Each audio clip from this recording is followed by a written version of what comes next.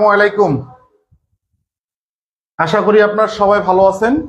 সেই আপনাদের বহুল প্রত্যাশিত মোটামুটি আপনাদের সার্কুলার হয়ে গেছে সারা বাংলাদেশ। ঢাকা বোর্ড, চট্টগ্রাম বোর্ড, বাকি বোর্ড তো আগে হয়ে গেছে, গতকালকে হয়ে গেছে বাকি দুটোর সাজেশন। এখন কথা হচ্ছে যে আপনাদেরকে একটু বেশি করে পড়াশোনা করতে হবে যদি আপনি চাকরি পেতে চান।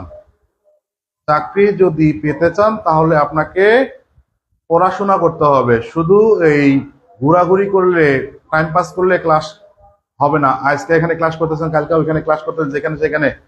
গতকালকে একটা কথা বলেছিলাম আপনাদেরকে যে পিডিএফ হ্যান ত্যান এগুলা দিয়ে হবে না, বুঝছেন? আপনাকে খাতা কলমে করতে হবে। আচ্ছা, আজকে যে ক্লাসটা আমরা শুরু করতেছি, আমরা তো এতদিন বেসিক ম্যাথের ক্লাসগুলো করছি।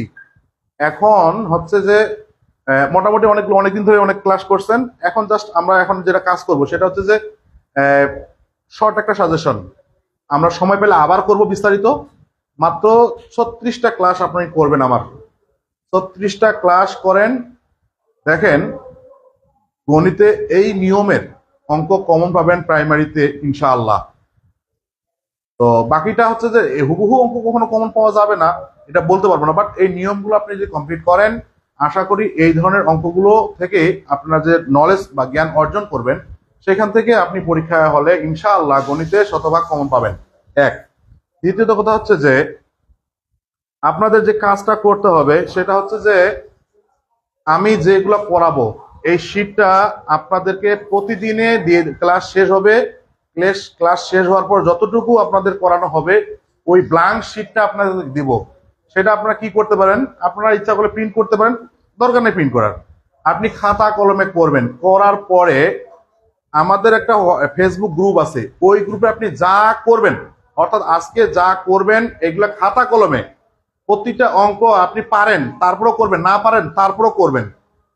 খাতা কলমে করে আমার ওই গ্রুপে, আমি গ্রুপের লিঙ্কটা ক্লাস শেষে আপনাদেরকে দিয়ে দিব, এবং হোয়াটসঅ্যাপ গ্রুপেও আমি ক্লাসে এই গ্রুপে, ফেসবুক গ্রুপে লিঙ্কটা দিয়ে দেবো। আপনারা সবাই ওইখানে ওই গ্রুপে প্রতিদিন যা করানো হবে সেগুলো থেকে আপনি এখানে যা করছেন সেগুলো যা করছেন, লেখা হাতে লেখা ভালো হোক খারাপ হোক, আমি জাস্ট দেখতে চাচ্ছি যে আপনি খাতা কলমে করতেছেন। এই শুয়ে শুয়ে ক্লাস করেন, আচ্ছা রাস্তায় সিএনজির মধ্যে বসে বসে ক্লাস করেন, এইভাবে ক্লাস করার কোনো অর্থ নাই। এগুলা ক্লাস করে কোনো মাথা ঢুকবে না। রাস্তায় হাঁটতেছেন, বন্ধু বান্ধবের আড্ডায় আছেন, ক্লাসটা দেখতেছি, স্যার কি বলতেছে না বলতে শুনতেছি, না ভাই, এইভাবে ক্লাস করে আপনার চাকরি হবে না। আপনার চাকরি যদি আপনি পেতে চান তাহলে আপনাকে কি বলবো, কঠোর পরিশ্রম করতে হবে এবং খাতা কলমে টেবিলে বসতে হবে। স্যার আগে, স্যার আমি নিউ, আগের ক্লাসগুলো কই পাবো? পেজে সব ক্লাস। আমি চাই আপনার সবারই একটা কর্মসংস্থানের ব্যবস্থা হোক। আমরা আজকে শুরু করব এই ক্লাসগুলো। আপনারা সবাইকে রিকোয়েস্ট করব প্রথম থেকে শেষ পর্যন্ত ক্লাসটা করবেন। কেউ হেলাই উড়াই দেবে, ফ্রি ক্লাস বলে কেউ হেলাই উড়াই দেবে না। পেইড ক্লাস অনেকে করছেন, অনেকে জানা আছে। আমি কিভাবে ক্লাসগুলো, ফ্রি ক্লাসগুলো করাই, পেইড কোর্সেও শিখ মানুষ এভাবেই ক্লাস করে, বরং এর থেকে আরো তাড়ি করে ক্লাস করে সময় কাটাই দেয়। আমি চেষ্টা করি আপনাদেরকে একবারে বেসিকের, একদম বেসিক টু মানে পুঙ্খানুপুঙ্খর ভাবে বুঝাই দেওয়ানো যায় যে কোনো ম্যাথ। তো আশা করি আপনাকে আমার শেয়ার করি। আফিফা ধন্যবাদ। ওকে ঠিক আছে, আলহামদুলিল্লাহ, আল্লাহর নামে শুরু করলাম প্রথম ক্লাসটা, আমাদের সংখ্যার ধারণা। আচ্ছা দেখেন এখানে কি একবারে সিম্পল, অথচ প্রতিটা এই প্রশ্নগুলো, প্রতিটা প্রশ্নই কোনো না কোনো পরীক্ষায় আসছে, এই ধরনের প্রশ্নগুলো নেওয়া হয়েছে এখানে। দেখেন কি বলছে, 0, 1, 2 এবং 3 দ্বারা গঠিত 4 অঙ্কের বৃহত্তম ও ক্ষুদ্রতম সংখ্যার বিয়োগফল। আপনারা পারবেন না? আপনারা সবাই পারবেন যারা আমার ক্লাসগুলো আগে করছেন। তো দেখেন আমরা কিভাবে করতে পারি, এটা একদম সিম্পল অঙ্ক, অথচ 31তম বিসিএস আসছে, প্রাথমিক সরকারি শিক্ষক নিয়োগ পরীক্ষাও আসছে 2000। আমি কলমের কালারটা হলুদ কালার নেই, তাহলে আমাদের ক্লিয়ার হবে। এটা নেই, একটু নেই। ওকে, তো দেখেন কি করবেন, আমরা বেসিক তো শিখছি, একটু তাড়াতাড়ি করার চেষ্টা করবো ইনশাল্লাহ।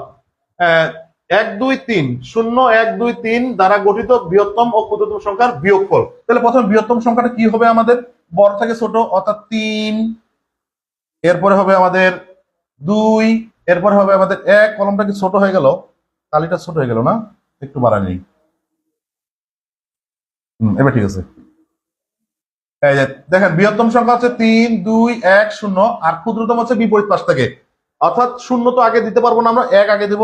1 0 2 3 বিয়োগ করেন, বিয়োগ করলে কত হবে? 10 থেকে 3 বাদ দিলে 7, হাতে থাকলো 1 হয়ে গেল, এখানে হলো কত? 3। 11 থেকে 3 বাদ দিলে 8, 8 3 11 থাকলো 1, 2 থেকে 1 বাদ দিলে 1, এখানে হচ্ছে 2, অর্থাৎ 21 87। কোনটা উত্তর হচ্ছে আমাদের? 21 87 কোনটা উত্তর? একের ঘ। মাশাল্লাহ মাশাল্লাহ, এই তো সবাই পারতেছে। সবাই উত্তর করার চেষ্টা করবেন আমার সাথে সাথে, আমরা সব পারবো। এই অঙ্ক ক্লাস, আজকের ক্লাসটা খুব সহজ হচ্ছে, আস্তে আস্তে কিন্তু কঠিনের দিকে যাবো। একবার প্রথম ক্লাসটা সহজ মনে করে বলিয়েন, মানে ভাবিয়েন না স্যার এত সোজা সোজা ক্লাস, কঠিন গুলো করান। আস্তে আস্তে কঠিনের দিকে আসতেছি, একটু ওয়েট করেন। তাহলে এটা শেষ, আমরা সবাই এটা পারি, তাই না? হ্যাঁ, সবাই উত্তর করে।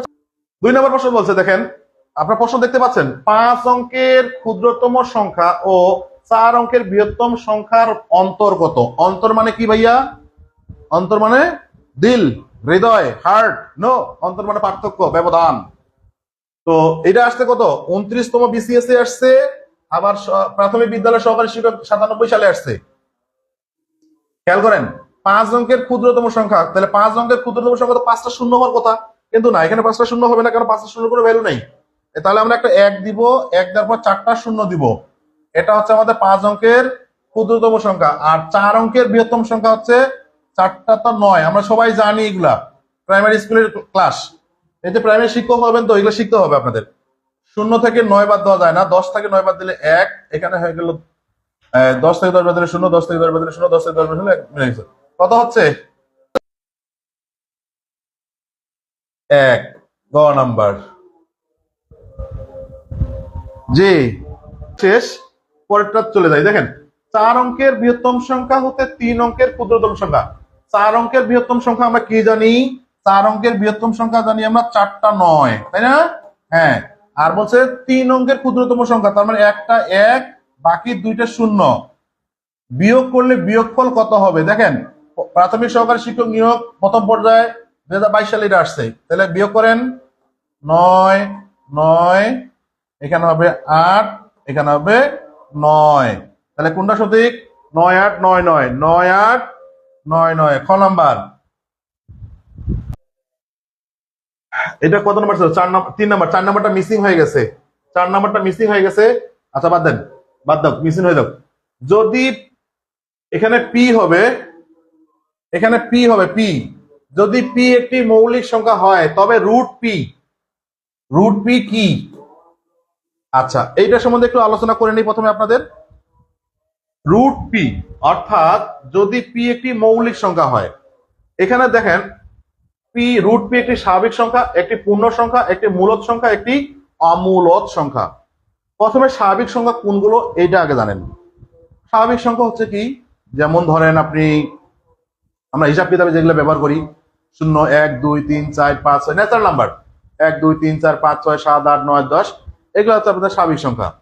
এখন রুট পি, এখানে বলা হচ্ছে মৌলিক সংখ্যা। মৌলিক সংখ্যাগুলো কি কি আছে আমাদের? 2, তারপর 3 5 7 9 না সরি 11, এই ধরনের ডট ডট আছে। এখন এইগুলোর উপর রুট দিয়ে আমি route 2, route 3, route 5, route 7, route 11। খেয়াল করেন একটা জিনিস বলেই যে মূলদ সংখ্যা কোনগুলো। আচ্ছা, এটা গেল। পূর্ণ সংখ্যা কোনগুলো? পূর্ণ সংখ্যা হচ্ছে ওই যে শূন্য সহ সকল ধনাত্মক ও ঋণাত্মক সংখ্যা, অর্থাৎ 0 হবে, 1 হবে, 2 হবে, 3 হবে, 4 হবে, আবার -1 হবে, -2 হবে, -3 হবে, এগুলো সবগুলো হচ্ছে পূর্ণ সংখ্যা। আর 1 2 3 4 5 6 7 8 9 10 11 শূন্য বাদে, শূন্য ব্যতীত 1 থেকে শুরু করে উপরে যে সংখ্যাগুলো আছে সেগুলো হচ্ছে স্বাভাবিক সংখ্যা, এগুলো হচ্ছে পূর্ণ সংখ্যা। তাহলে দুইটা জিনিস গেল। এবার হচ্ছে মূলদ সংখ্যা। মূলদ সংখ্যা কোনগুলো?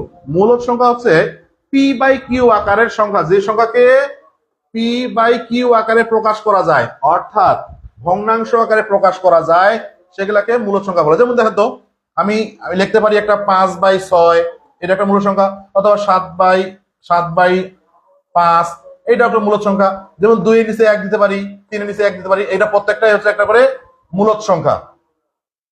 তাহলে অমূলদ সংখ্যা কোনগুলো? অমূলদ সংখ্যা হচ্ছে যেই সংখ্যাগুলোকে যে সংখ্যাগুলোকে পি বাই কিউ আকারে প্রকাশ করা যায় না সেগুলাকে বলবো আমরা পূর্ণবর্গ সংখ্যা, অমূলদ সংখ্যা। এখন খেয়াল করেন এখানে কি বলা হয়েছে, এইটা মনে করেন পি সমান সমান আপনি 3 ধরলেন, তাহলে রুট পি এইটা সমান সমান √3। এই দেখেন √3 কে বর্গমূল আকারে আপনি পি বাই কিউ আকারে প্রকাশ করতে পারবেন না। একটা সহজ জিনিস মনে রাখেন, মৌলিক সংখ্যার বর্গমূল সবগুলাই অমূলক। মৌলিক সংখ্যার বর্গমূল সবগুলোই অমূলক। যত মৌলিক সংখ্যা আছে তার বর্গমূল হচ্ছে অমূলক। তাহলে যেহেতু পি একটা মৌলিক সংখ্যা এবং √p কি, √p হচ্ছে অমূলক সংখ্যা, মানে এটা অমূলক সংখ্যা। দেখেন এটা শেষ। √2 সংখ্যাটি কি সংখ্যা বলেন তো এবার আপনারা? √2 সংখ্যাটা কি? হ্যাঁ, পি বাই কিউ আকারে প্রকাশ করা যায়, সেটা হচ্ছে মূলদ সংখ্যা। যদি করা না যায় তাহলে অমূলদ সংখ্যা। ক্লিয়ার? তাহলে বলেন √2 সংখ্যাটি কি সংখ্যা? 25তম বিসিএস এ আসছে। বলেন। বর্গমূল হচ্ছে অমূলদ সংখ্যা। তাহলে মৌলিক সংখ্যার বর্গমূল হচ্ছে অমূলদ সংখ্যা। অংশটুকু চলে আসি। দেখেন নিচের কোনটি অমূলদ সংখ্যা? এবার আসেন। এখানে মিস্টেক হয়েছে, অপশন গুলো আসে নাই। আমি এক্সট্রিমলি সরি স্যার, নেই, এটা বাদ দেন, পরেরটা আসেন। একটু চেঞ্জ করে ফেলি। আমরা কিন্তু এই একটু একটু করে আমরা কিন্তু পুরো টপিক গুলো শেষ করবো। যতগুলো টপিক আছে প্রাইমারির জন্য সবগুলো টপিকে আমরা এভাবে শেষ করবো ইনশাআল্লাহ। এবার দেখেন 0.003 এর উপর বর্গ মানে স্কোয়ার আছে, সমান সমান কত? তাহলে কি করবেন? দেখেন 0.003 এরপরে স্কোয়ার, এইটা সমান হচ্ছে 0.003 গুণন 0.003। যারা আমরা কিচ্ছু জানি না তাদের জন্য বলছি স্কোয়ার মানে তো 2টা। এখন এখানে দশমিক আছে, এটা বাদ দেন, ভুলে যান। তাহলে দশমিক বাদ দিলে কি থাকে? 0.003 মানে শূন্যর তো দাম নাই। এখানে 0.003 শূন্যর দাম নাই। 3 আর 3 গুণ করেন, 3 3 9। এখন হিসাব করবেন পিছন থেকে কয় ঘর আগে দশমিক আছে? 1 2 3 ঘর আগে। 1 2 3 ঘর আগে। 3 আর 3 6 ঘর আগে। আপনি এখান থেকে পিছন থেকে 6 ঘর আগে দশমিক দেন। এখানে দশমিকটা আছে মনে করেন, তাহলে এই 1 ঘর আসলো 1 2 3 4 5 6। 1 2 3 4 5 6 নাকি? 6 ঘর আগে দশমিক হবে 1 ঘর 2 ঘর 3 ঘর 4 ঘর 5 ঘর 6 ঘর। তার মানে এটা 4 6টা হবে, টোটাল 6টা। দেখেন 5টা 0 একটা 9, 5টা 0 একটা 9, 5টা 0 একটা 9 কোথায় আছে? ক নাম্বার। তাহলে ওইটা যদি বুঝে থাকেন তাহলে এই অঙ্কটা করেন আপনারা। এই অঙ্কটা আপনারা করেন, এই অঙ্কটা করেন যেটা দিছি এখন বোর্ডে। হ্যাঁ, রুবিনা আক্তার রুবিক, অল্প কয়েকটা মানে প্রশ্ন নিয়েছি। ইনশাল্লাহ বলছি যে আপনার 36টা ক্লাস শেষ করবেন, 36টা ক্লাসই হবে, এর বেশি ক্লাস হবে না এই টপিকের উপর। এরপরে আমরা আবার করব, নিবন্ধনের জন্য আবার একবার করব। আচ্ছা দেখেন তো দেখি, 0.01 এরপরে হলো স্কোয়ার, অর্থাৎ 0.01 গুণন 0.01। তাহলে খেয়াল করেন দশমিক বাদ দেন, দশমিক বাদ দিলে 0 0 বাদ, 1 আর 1, 1 আর 1 গুণ করলে হচ্ছে আমাদের 1। এখন দশমিক হবে কয় ঘর আগে? এখানে 2 ঘর, এখানে 2 ঘর, মোট 4 ঘর আগে। তাহলে 1 ঘর তো হয়ে গেছে, 2 ঘর 3 ঘর 4 ঘর, অর্থাৎ এইখানে। তার মানে 0.001, 0.001। এটাকে যদি আমি ভাঙাই, দেখেন এখানে একটা জিনিস আবার শিখা আছে, এখানে আবার দিছে অন্যভাবে। তাহলে এটা কি করবেন? এইটাকে করার জন্য আপনি যেটা করবেন সেটা হচ্ছে এই দশমিকের জন্য আগে উপরে লিখবেন, দশমিক ছাড়া উপরে সংখ্যাটা লেখেন। দশমিক ছাড়া উপরে সংখ্যাটা যদি আমি লিখি তাহলে কি হবে দেখেন, 0.00001। এবার নিচে করবেন কি, দশমিকের জন্য একটা 1 নিবেন, দশমিকের পর যতটা ডিজিট আছে ততটা শূন্য নিবেন, 1 2 3 4টা। এখন দেখেন তো এখানে এই যে সামনে শূন্যগুলোর কোনো দাম আছে? এই শূন্যগুলোর দাম নাই। তাহলে আমি উপরে 1 লিখবো, নিচে 1 1 2 3 4, 1 2 3 4। তাহলে আমাদের সঠিক উত্তর হচ্ছে উপরে 1 নিচে 1 4টা শূন্য, উপরে 1 নিচে 4টা শূন্য, এইটা।